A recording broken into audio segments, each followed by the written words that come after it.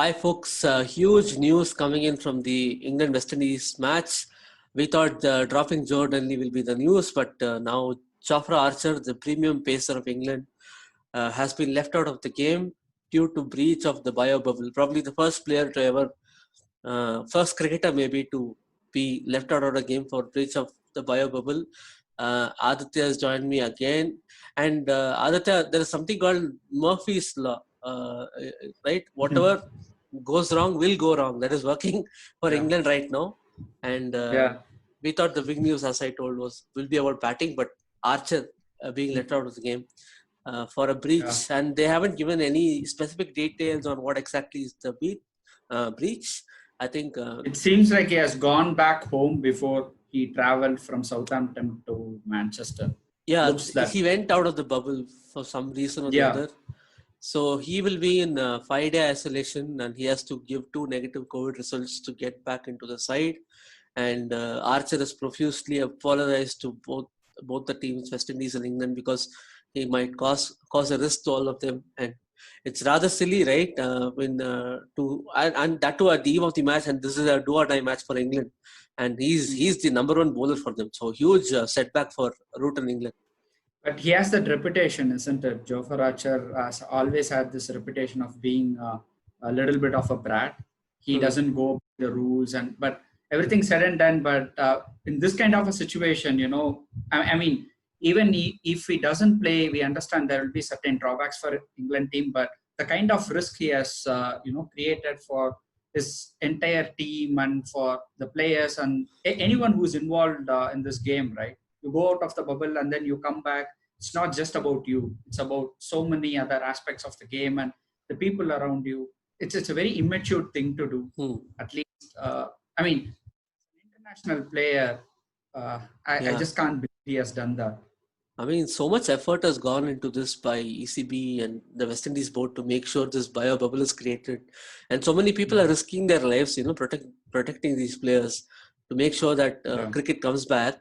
So it's very silly of him to do that, and also makes me question the England setup and how easily some player, such an important player, can get away. He's not some squad player, right? He is one of your star players, so he should be around the main squad. I don't know how he got away from the bio bubble, but now he holds the unwanted record now, probably for the first cricketer to, be left out for a breach of bio bubble. So, and what's more terrible is other than the physical and health risk, it also throws all away the strategy and plans for the game, right? Just on the eve of the game, whatever plans they had, and he's such a pivotal bowler. And now they also Wood went is on also to, not there, right? drop Wood. Exactly. Yeah, right? so this all pace attack is like it's evaporated in 1 week. No pace attack. just disappeared in 1 week for England. But I would say it's a blessing in disguise for England. I mean, for ages, England did not have any paceman who can bowl 145 plus. Still, they were successful in home conditions, isn't it? They had swing bowlers and seam bowlers who have always helped them win games. So for this particular game, it looks like they're gonna go with their age-old combination. They don't have a choice. Right.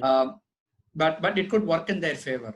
Yeah, it also strengthens their batting. Like now, the replacement options are Sam Curran, Chris Wokes, the rookie Ollie Robinson. So I think most probably, Broad is coming back instead of Anderson.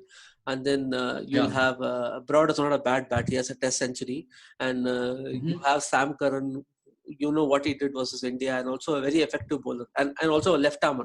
So gives an interesting dimension to the attack. And also the third option is Chris Wokes, who's also a batsman come line and length bowler. And in swinging conditions and in English conditions, I think England has to revert back to the old formula of what they did. And yeah, like you said, it might be a blessing in disguise, and also it will help the lower order with Ollie Pope and Butler struggling. You have now the replacements, all of them can bat. And we have seen how they have rescued the team versus India also. So blessing in disguise in a way, but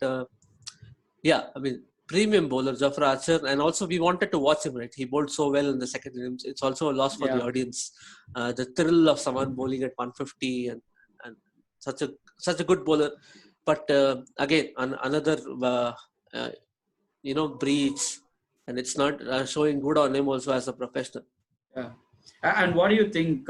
I don't of this Broad Anderson combo being broken for a couple of games. I think it could be forever.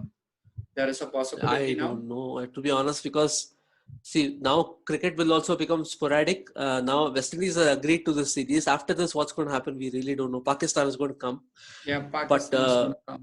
yeah, but given that the matches are scheduled in such short durations, in between there's no gap, and with the Anderson breaking down from time and again, and also new bowlers coming in, right? Wood and Archer, they're all pretty good bowlers now. Robinson is another replacement, a Sussex bowler who took. Who has taken 236 wickets in the county and has been the second highest wicket taker for the last 2 years in the county championship. So interesting bowler, another, but he's not an all-out pacer. He's more like a Glenn McGrath kind metronomic bowler. So interesting additions coming in.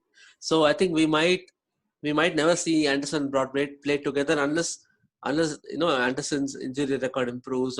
Any of those things, but I think India has to. They might do that. They might do that if India is going to do anytime soon. They will do that. I think they'll still take a chance because they have a fantastic record against Indian team. So that could be the only possibility. Probably, but I think the time has kind of come for them to look ahead because the combination has been working for them for such a long time. So I think more than 800, 900 wickets they've taken together.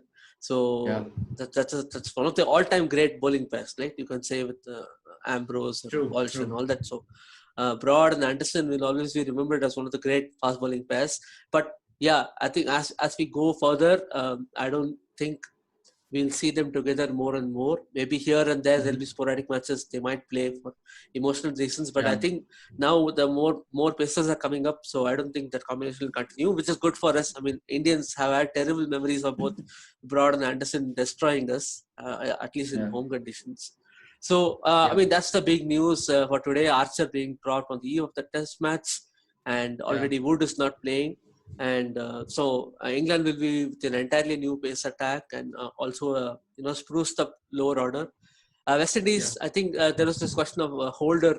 There is a possibility of Holder playing. I'm not really sure because people don't generally change the winning combination.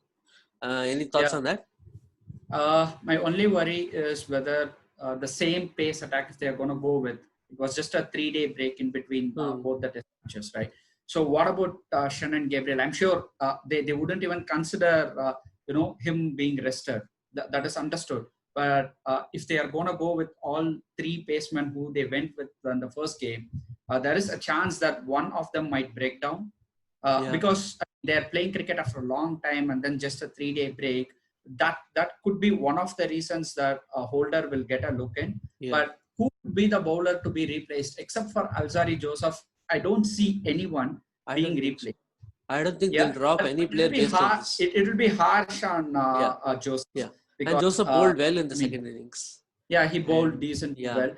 I think Kemar Roach is super fit in the last few years. He is not express paceman anymore, and he's maintaining his fitness, and he's a different type of a bowler at this moment of time, so they can't drop him. And Jason Holder is going to play. He's the captain. And as we said, Shannon Gabriel cannot be dropped after what he has done or cannot be rested. That's the right word.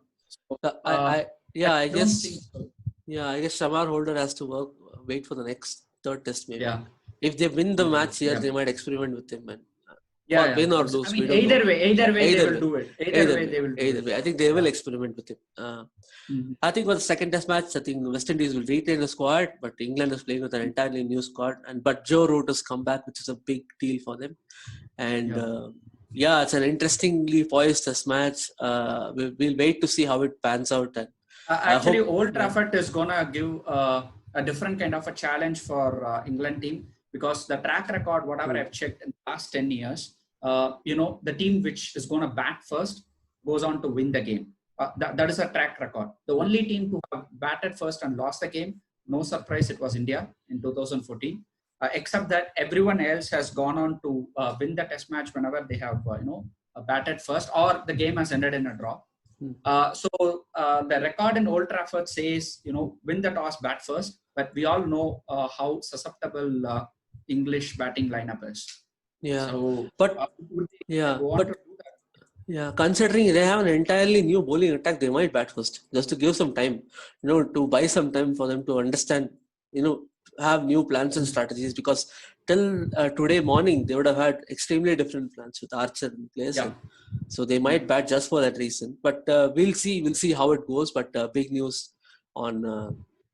And the first 3 days are going to be overcast. That's the weather report we have. And I think in England, whenever they say the weather is going to be in such a way that it's not going to change a lot.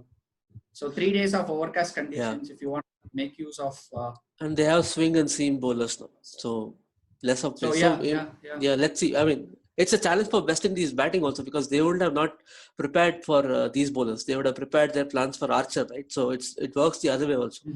Now suddenly they have to plan. Coming in, they have to plan for Sam Curran, Ollie Robinson, or Chris Woakes. So let's see how it goes, and let's hope that we have a fantastic test match. And thanks, Adi. Thanks for joining. This is like a quick update, and we'll talk about the game more as we go along. Thank you, guys. Absolutely. Thank you.